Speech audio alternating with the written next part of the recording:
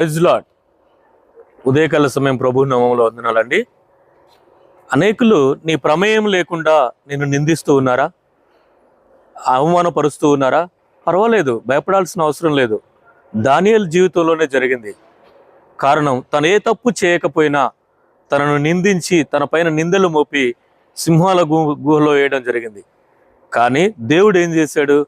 సింహాల నోళ్లను మోపి చేసి సింహాల నోళ్ళకి లాక్ అనగా తాళం వేశాడు. రాజు ఆ తప్పు తెలుసుకున్న తర్వాత దానియేలు తప్పు చేయలేదన్న విషయాన్ని తెలుసుకొని, ఎవరైతే అన్యాయంగా దానియేలు మీద నింద వేశారో ఆ నింద వేసిన వారిని తీసుకొచ్చి ఎవరి కోసమైతే ఆ సింహాల బోనులు ఏర్పాటు చేశారో అదే సింహాల బోనులో ఆ నింద వేసిన వారిని వేసినప్పుడు ఎముకలతో సహితము ధ్వంసం చేస్తూ తినేశాయి.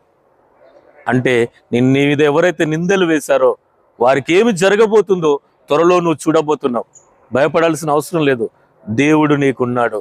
ఆయన జీవము కలిగిన వాడు, నిన్ను రక్షించటానికి సమర్థుడు. ఈ సుచరిత్ర గల దేవుణ్ణి నువ్వు ఆరాధిస్తున్నావు అన్న విషయాన్ని నువ్వు మర్చిపోవాల్సిన అవసరము లేదు. ఆమేన్. Praise lord.